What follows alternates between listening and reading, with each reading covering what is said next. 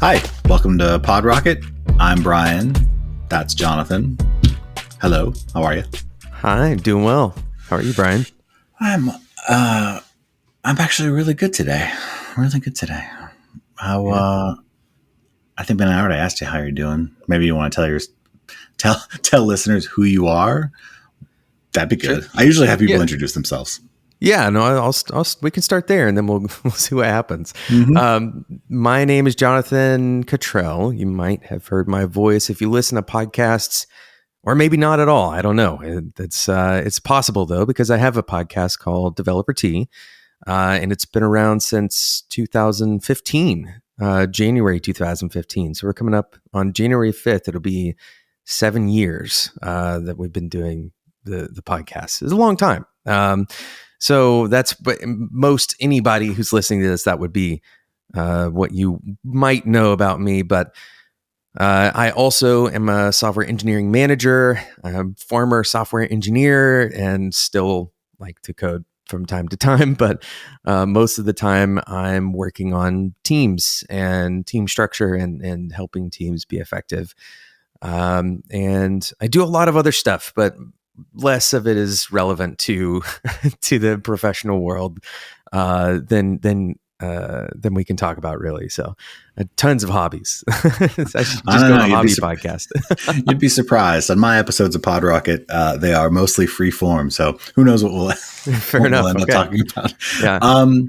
So yeah, this is one of my favorite kinds of episodes where I get to talk to people who have been doing podcasts for longer than us. We were talking a little bit about this before we kind of hopped on air. It was like PodRocket is only maybe 80 episodes deep, Only which 80. is like I know, but it's like a year, right? Yeah. And you're 7 years in and coming up on 1,000 episodes. Yeah, it's actually over 1,000 now. We're at, I think, 1,025 this week. Oh my. Yeah, it's quite a few. Yeah. How is it's a big question, but how has it changed? Like from when you started to where you are now? Like, were there phases? Were there these are the things that have happened in my head? I can think of. Oh, these are the watershed moments.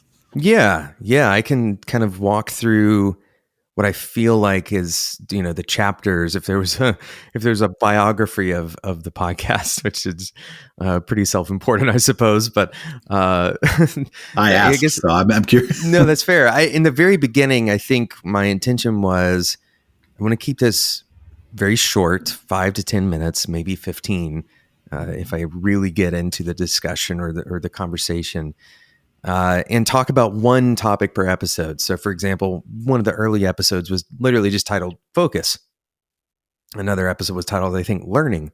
So it's this very atomic, but very kind of rich topics. And the inspiration came from, often I didn't have a long commute. I had like a 3-minute commute to work. And I didn't have a lot of time in my day to listen to 3-hour long podcasts either, right? So, which at the time seemed to be the only thing that was really available. That wasn't actually true, but it felt like it was true. It felt like every time I listened to a podcast, it was a big investment. I thought, you know what? I really would like to have these kind of short, atomic, meaningful podcast episodes on a daily basis that cover something that if I miss it, no big deal. If I didn't like it, I didn't feel like I just threw a bunch of time into it. It's not that big of a deal either way. So since it didn't exist, I actually had an idea for a podcast a long time ago that never came to fruition. I had it kind of rolling around in my head to start a podcast because I have a background in recording music and stuff. So I already had all the equipment. All I had to do was just publish it. So I recorded a couple of these episodes and released them essentially with very little intent of the podcast going. I never could have guessed it would go this long. This was not like a master plan by any means. And I think, I followed some of the kind of industry standard recommendations on how to, I don't know, how to have your podcast grow effectively, how to release it, what is the release plan. for those first, I think back then it was like the first 8 weeks or something like that. If you climb to new and noteworthy, then that's really decides whether or not your podcast is going to live or die. And I think I don't know what week we got into new and noteworthy, but we got there. And I think another kind of really important thing in the early days was, what is the name of the app? Pocket Cast. That's it. Pocket Cast picked it up and featured it. And the cool thing about that feature is that it lasted a long time. So the way that Pocket Cast feature works is it shows the album art or whatever the artwork, the cover artwork. It shows it, and then it moves down in this grid of cover artwork, and it stays there for like 3 weeks. So everybody who has Pocket Casts, if they open up the featured tab, they're seeing Developer T. So there was a lot of this opportunity that kind of just everything kind of aligned just right. A ton of luck involved in all of that. That made the podcast pretty popular. I think we reached 10,000 listeners really, really fast, which is kind of like the threshold of, oh, okay, you should probably take this seriously. So let's see. So from there, that was kind of should I take this seriously as a professional endeavor, right? That was the binary switch that flipped at that point. But I think the more interesting story is how it's changed for me, how I've thought about the podcast. Yeah. In those early days, it was very much an experiment. Like I had to talk to my wife about spending $10 a month on hosting, to really discuss, like, is this worth the shot? Should we put that $10 in her savings account instead? And of course, now looking back, it's wild to think that I would not have just gone full on, knowing the opportunity that was there. As it progressed, I started like kind of struggling with, do I look for sponsors? How do I handle making this worth, really putting time into? I love doing it just for the kind of reward it gave me. Intellectually, the rewards, kind of social reward that it gave me, and the theoretical professional rewards. But I didn't know, if I could monetize or not. And I ended up finding sponsors. I guess it was about half a year in. Around the same time, another podcast, a couple of guys from another podcast called Design Details came to me and they said, "Hey, we started a podcast on January 5th, which just so happened to be the exact same day that I started my podcast." And they didn't know that, but they talked about how theirs was growing and what did they think about mine, kind of joining with theirs in a network. And that was the first conversations of what eventually became Spec, Spec.fm. Spec lived until December of last year. And at our peak, we had, 12 podcasts or so. Somebody's going to be very upset if I get that wrong. But anyway, it was you should overshoot a lot of, yeah. Okay. So 20 podcasts, right. Yeah. 10 to 20. So, but it was a network that was solely designed to provide other podcast creators with the ability to say, okay, I don't want to worry about the editing. I don't want to worry about finding sponsors. I just want to worry about making the content. And so we ran basically right at cost. And part of the kind of consequences of running at cost for that, we couldn't really grow the network pretty substantially. And the kind of operational side of things, eventually it became, too much to handle for the people that we had. And so we had to make the decision to let everybody go back to being independent, which ultimately was probably a very good decision for all of the podcasts that were involved. So we all went independent at the end of last year. Along the way with Spec, I think some of the biggest lessons that I learned about the podcast process, or I guess about my relationship with the podcast, at some point I decided to start having guests on, which was a huge shift because initially I did not plan on doing interviews. And then also I realized that I really needed to hone in what I considered my kind of personal intent, my mission, whatever you want to call that. What are the values that I'm trying to portray through this show? And I came up with my own kind of, I guess, I wouldn't call it a tagline, or intro value mission that I put at the beginning of every episode. And so that was a turning point for me because it started guiding how I did content. I stayed away from highly technical content. I started moving more towards, I won't call it soft content, but kind of, content like psychological content, that kind of thing, is what I ended up focusing on. So that's one of the things I wanted to ask you, right? So for me, there was looking at kind of the history of Developer Tea, like there was kind of a sea change between very technical content and then what you called soft content, or we'll just call now other stuff. Like that seems like a pretty big risk, or it's, how did you anticipate reception, and how was reception? I mean, I know you have, like, recently, the reason that I even think to ask this is I noticed like a couple weeks ago, you put a tweet up that was like, here's someone who didn't like that feedback, or I'm sorry, didn't like that you had moved away from technical content. Maybe talk a little bit about that. Yeah, it's kind of interesting. I've never considered I've always considered the show evergreen. I've never considered it to be, topically technical, in the sense that we don't really cover releases of JavaScript frameworks or something like that, right? That wouldn't be something we'd talk about on the show.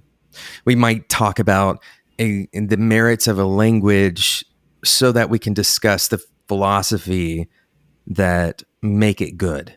Or we might say, okay, for example, I did a series on career path and the kind of basic steps towards a career path, developer career roadmap series, which turned out to be a fairly popular kind of step-by-step way of progressing in your career from nothing to job and fulfillment, et cetera. And we talk about, for example, what language do you choose? Okay, pick one of these, because right now the market you will likely be able to succeed with this, right? But very rarely do we get into discussion about specifics on what is happening in the market, or what's happening. I say the market, but what is the hot tech right now? Instead, we tried to focus on philosophies, models, etc., for most of the podcast life. But what did happen is we continue kind of, I say we, I continued getting more and more interested in more and more abstract concepts, right? So further and further away from that core of practical advice that we started out with. And I think in some ways that review that you're talking about was a good moment for me to say, hey, wait a second. While this stuff is interesting, the podcast can't just be my musings or reflections. It needs to be practically useful, right? I need to have some kind of anchoring in what are these people listening for? Like, what is it that they're actually trying to do with the information that I'm bringing to them? And so there is some balance there, and it's an awkward balance, to be honest, because we aren't I'm strictly drawing a line where I'm not technical at that deepest sense, but I'm also having to draw an upper line, right? There's some kind of margin there where the upper line is, if you go more abstract than this, then it becomes less of a podcast that's directed at software engineers and more of a journal, right? Almost. Right. And many Yeah. times I've kind of treated this podcast like that for me. It's a little bit of a selfish notion, but something that helps me kind of process through my thoughts and ideas about, what it means to be a good manager, for example. Yeah. I don't know that that's especially selfish, right? Like, I mean, it's whose podcast is it, right? It's yours. So, I mean, who are you, the way that we get around that, and it's again one of the reasons I ask is, at this point, a year in or almost a year in, I think 6 people have hosted PodRocket. Mm-hmm. So with each new host, you get kind of their own take on things. So, my Yeah. episodes, I don't really know how we would describe mine. But like Ben's episodes they have a very distinct feel. And when the engineers host episodes, obviously those are the more technical ones where it's back and forth. Mm-hmm. But if you're one person, obviously it would be much more difficult to make everybody happy. Right. And I think that sometimes, that's something when I read like reviews of other podcasts, that's what I see. It's like, oh, that's tricky. Like how would we do that if we were just, How do you balance that line? Yeah. Yeah. And then also like what are it's the hardest part. Like, what does the audience want? And the audience isn't a monolith. So I don't, Right.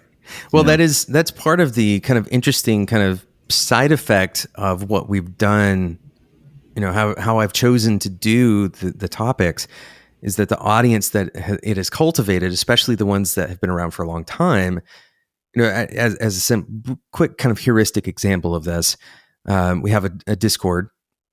Not that, not especially unique that we have a Discord, but we have one.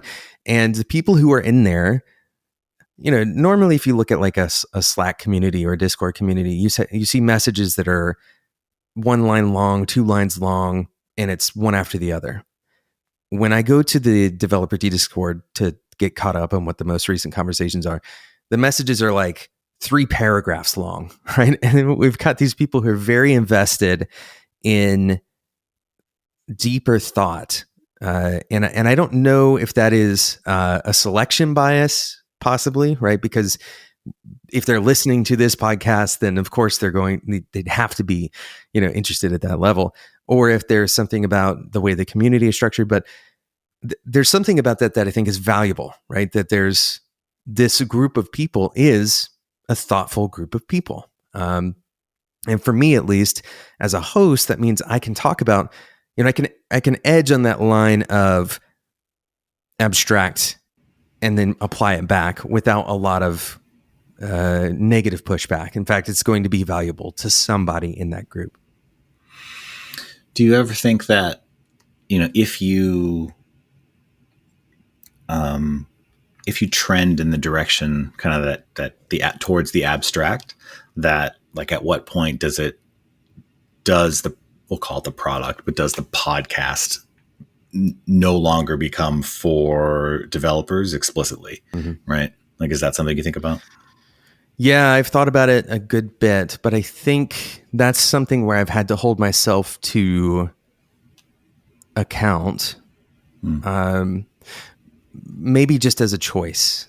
I don't think it's necessarily, there's no implication there of ethical breach or anything like that, right? It's more of a choice for how does this podcast stay valuable to me and to other people? And this is kind of like it's like choose a trade, and I'm going to apply these ideas to that trade. I'm just so happen to have found myself in software engineering, where a lot of these things actually are useful, right? These concepts tend to be useful because software engineering as a trade lends itself to decision making as kind of like a discipline, right?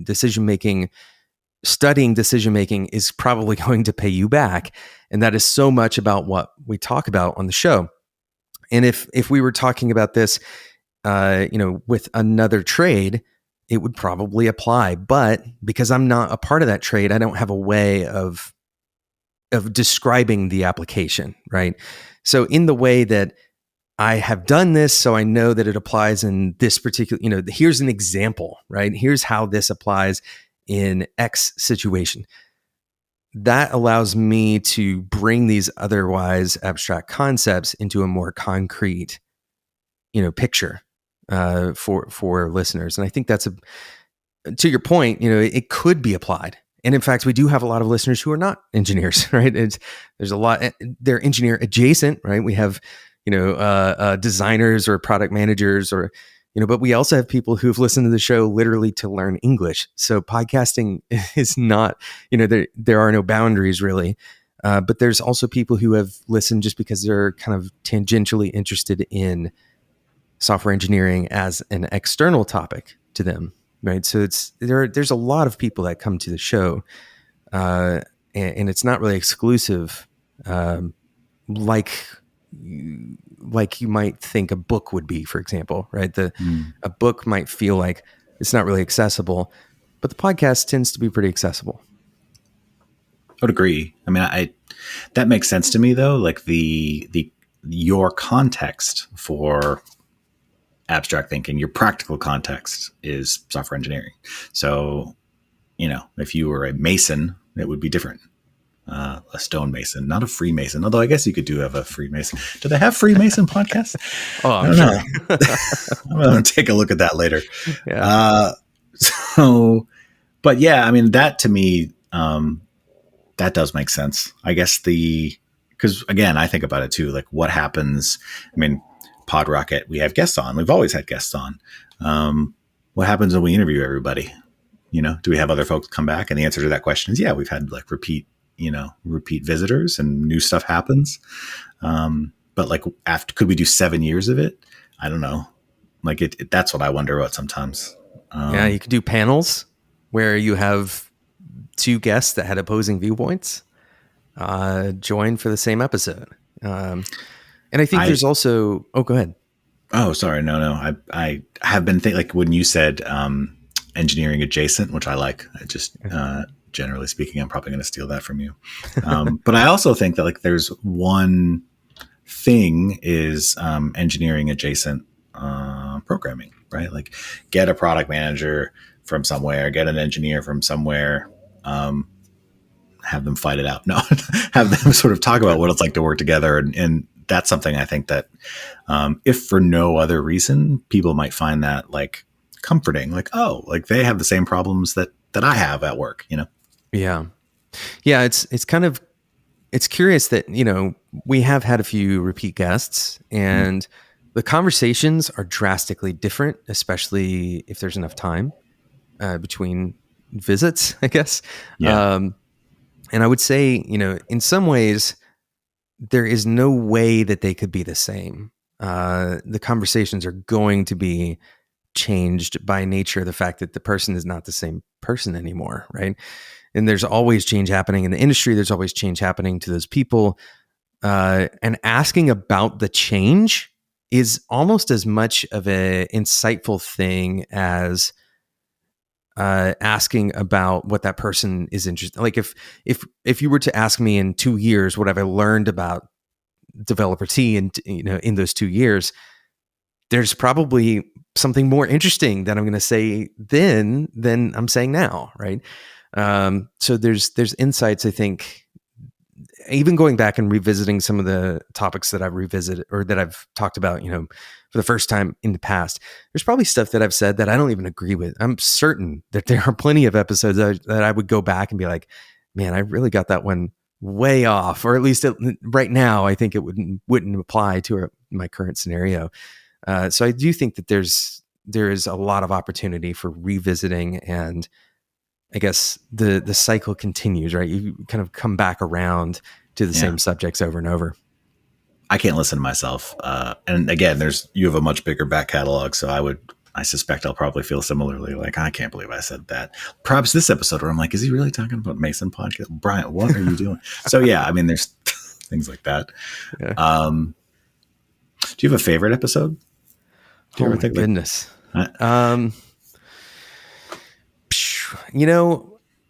There's one episode that stands out to me because it was the first episode that I felt like I produced rather than just talking. It felt like I produced because I actually wrote almost like a script. Um, and the episode was, I think it was called Turbulence. And the idea, hey, one of my hobbies, here we go, hobby bingo. I have my private pilot's license and I fly small Cessna aircraft. And in small aircraft, you feel turbulence a little bit more readily than you might in a bigger aircraft, just because that's the way physics works. And so, if you're flying along, and my father was a pilot as well, and when I was a kid, we were flying along out west, and there's a lot of turbulence when you fly over mountains, and I didn't understand why. Of course, I felt a little sick from it, probably a little bit of fear when I was a kid. And my dad explained that there's this idea that turbulence actually comes from, at least out west, a lot of the time, it comes from the shape of the land. Because however the land is shaped, as air flows over that land, the air is going to be disrupted based on the shape of the land. And that was comforting, first of all, because I recognized that it wasn't some mysterious force that was going to rip the airplane apart. But it was also enlightening to me and a model that I could use for a lot of other things, right? I could use it for, there's this thing that's happening in my life. I'm not really sure what's happening. Maybe there's something underlying that's going on that you could investigate and learn more about, right? So there's something in my career is not going right. Well, maybe it's something in your personal life that's driving something in your career, for example. So that episode I felt really connected to, and it was the first one that I felt like I got done with it and I published it, and it almost felt more performative than previous episodes, not in the negative performative way, but in the sense that I actually created something worth performing. Yeah. I think people who don't, I can't think of podcasters, people who don't have a podcast and publish regularly, they don't appreciate the amount of work or don't even know it exists, the amount of work that goes in on the producing side. Like I always say, Kate does all the work, and the people who host these episodes, we just get in front of the mic, and this is kind of easy. You know what I mean? Like you're just sort of having a conversation. And if that's something you can do, then anyone essentially can podcast, but the actual skill is on the other side, coordinating, as you felt probably, very well know through spec, through your own work. Like it's a lot. Yeah. So it makes sense. It is a lot. But yeah, I will say that after doing so many episodes, at least on something as repetitive as Developer T is in terms of production, the template for production for me is pretty straightforward. The hard part for me is coming up with novel ideas. Well, that was my next question, but sorry to interrupt. No, go ahead, please. So the turbulence episode came from kind of personal experience, either through hobbies. So that was these novel ideas I assume you're drawing. Is it active or passive? Are you drawing from life experience, from books, from the internet, from all of the above? And then how do you kind of think about, all right, this could be a good episode? Because sometimes I think that like this could be a good episode, and then I get 10 minutes into it and I go, that was not a good idea, Brian. You should not do that. Yeah, that's so another early lesson that I learned for Developer T, because I was even back then I was actually doing 3 episodes a week, which is just wild. It was to be careful. Don't lower your standard too much, but be careful in,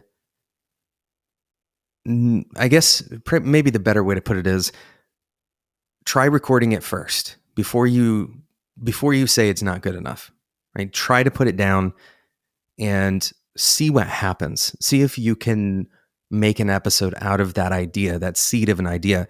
Worst case scenario, you delete the file and move on, right? But so many episodes that I thought were like, oh, that one was like, that's okay. But so many times I would get feedback on those episodes. They're like, this has been so helpful for me. And I never would have expected it, right? And some of that is because the ideas that I have, I'm seeing through my own lens. It's, there's so many biases that go into this where we think, for example, that everybody else has the same knowledge we have, right? And it's this concept that I can't reasonably talk about this idea that's so obvious, right? Like, why would I ever be able to do that? It's too obvious. Everybody's going to think I'm just wasting their time.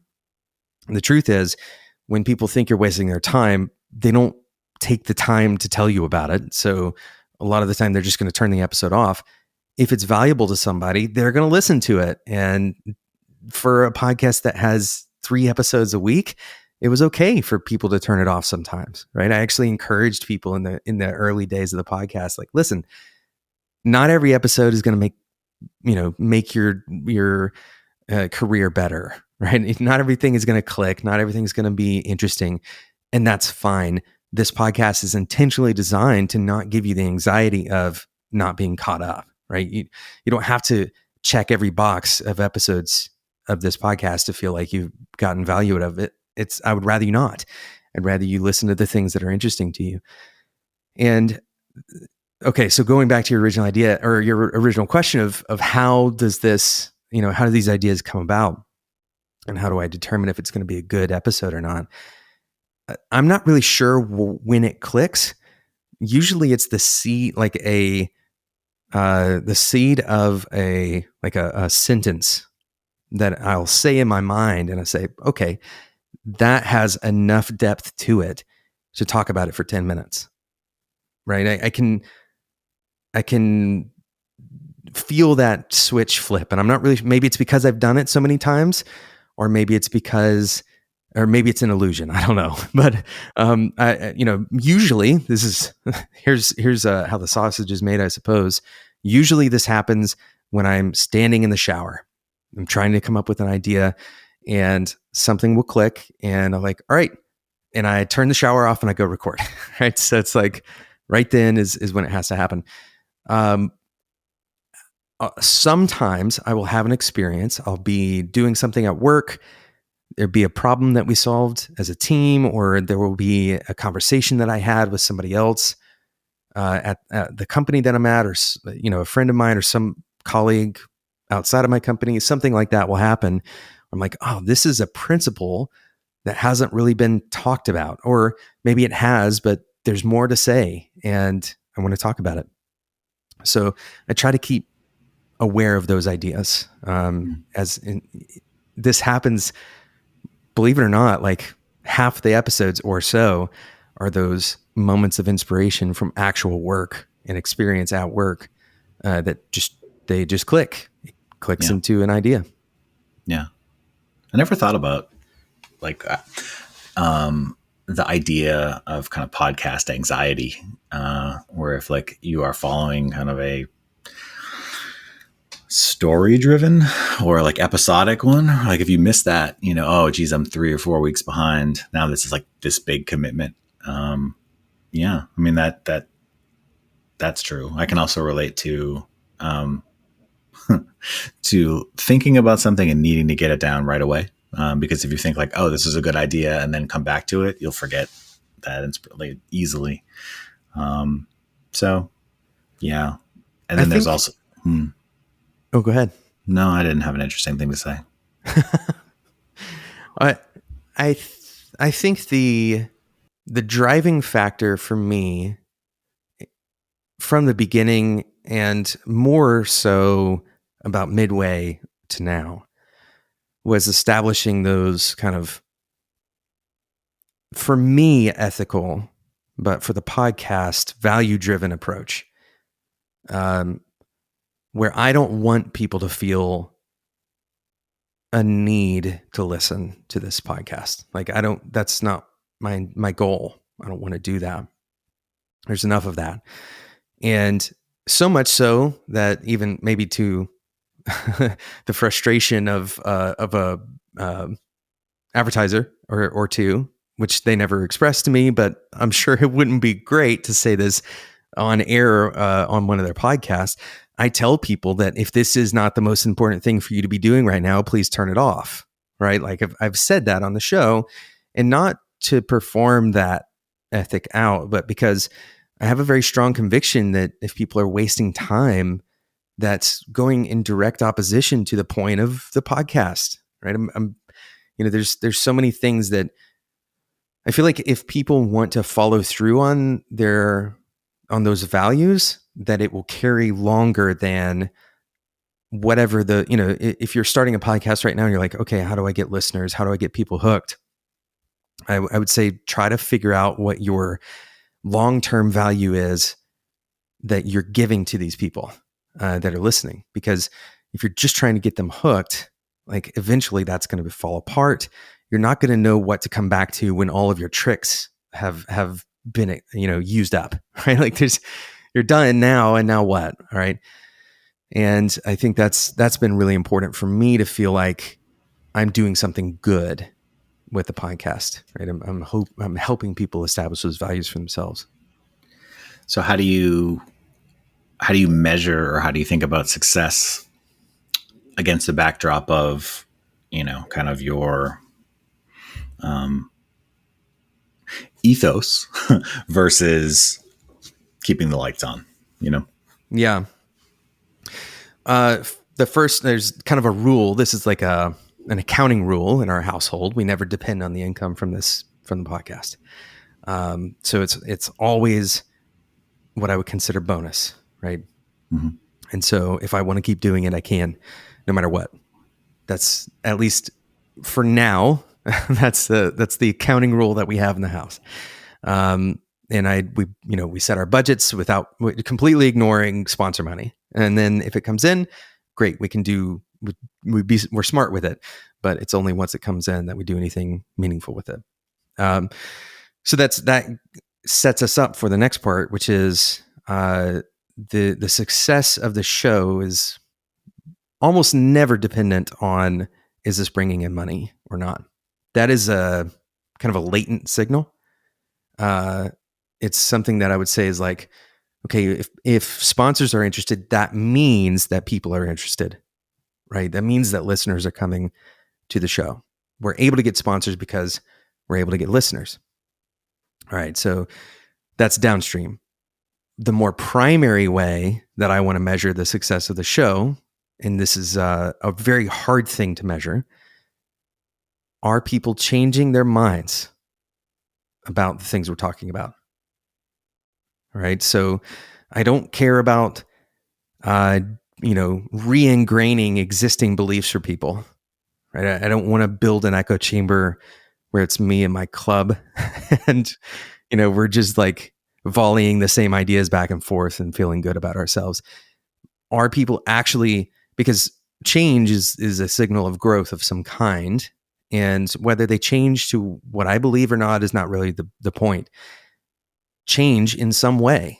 I made you think enough that you had a new thought and novel thought about something that we talked about on the show. That is the signal for me that we're doing something right. I like that. So if I had to condense that, especially if you're listening and you're thinking about starting a podcast, the one piece of good advice on the accounting side is don't rely on the revenue from podcasts to right away to support. And the other is creative integrity, right? Because the second part wasn't, you didn't just say listens. That's how I measure success, is the number of people who listen to my show. So yeah, that's kind of remarkable again, because given the back catalog, but given 7 years, and then kind of what is the future like? What is the next year? Is that something that you've given thought to? Like, oh, I'm going to take it this way, or yeah, it's a good question. I think the podcast is not going to stop. The consistency of the show is, if for nothing else, very good for me. Yeah. So I think having that in place, that's probably not going to change anytime soon. the things that I've thought about kind of exploring. Last year we did some Friday kind of bonus episodes where I would give more kind of opinionated advice, right? Where in the past I'm kind of like, all right, here's the principles, you decide, right? And on the Friday episodes, it was more like, all right, here's what I'm going to tell you to do. Do this exercise, this specific thing, and see what happens, right? It's much more. From the outside looking in, it probably felt very similar, but for me, it's a total change in the way that I think about the episode and what goes into it. So we'll probably do some more of that. But the bigger thing that I wanted to do last year, and I just didn't make the time, quite frankly, is get into video a little bit more. There's a huge audience that doesn't listen to podcasts, that does watch videos, and they're just as hungry for this kind of content, and it's not there. I've looked, and it's not there. At least this particular niche still hasn't been covered. So I think it's wide open space for video, especially for podcasters who want to look into getting into the video cast side of things. So I'm considering that pretty strongly. I did a little bit of it last year, but it was mostly kind of like I played around with some Reddit live streams and that kind of thing, and that didn't go super well. So I kind of stopped it. It was a little experiment. Stop that experiment. I think I'm going to try something a little bit more intentional this year. Yeah. I mean, we started doing, putting these episodes up on YouTube with the recordings, and it's a completely different audience. It's not like you're cannibalizing the same. They're on YouTube, and they're never, probably, unless they think the podcast is super interesting, they're never going to like Apple Podcasts or something like that. Okay, so this is the end of the episode, and as usually, I ask everyone two questions. First is, who comes to mind, if anyone, who you think is doing a good job out there, but could probably use a little bit more attention? And the second part is just like anything you want to plug. Sure. Okay, so the person that comes to mind most immediately, even though he has a pretty good community, a good following, is Michael Chan. He is the host of React Podcast, but it's about so much more than React. And I think that there's a lot of people who have kind of maybe encountered Michael in the past that they kind of cataloged him in their mind as the React guy. But he is now, talks about all kinds of things, has a great community on Discord. So highly recommend Michael. Chantastic pretty much everywhere if you want to find him that way. Definitely recommend it. Yeah, he was a guest on LogRocket. He and I chatted and had a good time. He had a much nicer setup than I have, which I was like, I was jealous about. He's also a good Twitter follow, but yeah, I agree. Michael. Oh, and if you need any grilling tips, he's very good at grilling tips. Yes, yeah. I didn't know that, and somehow it didn't come up. I don't think kind of a griddle type grill. He's very very good at making me jealous of his grilling skills. So I'm going to take you up on that and ask some questions. Okay, so if people want to find out more about you or more about the stuff you're working on, where should they go? You can find me on Twitter at DeveloperT. My personal Twitter is at @JCutrell. DeveloperT.com. You can find the podcast. I'm sure there's like 10 other ways you can find the podcast in whatever podcatcher of your choice.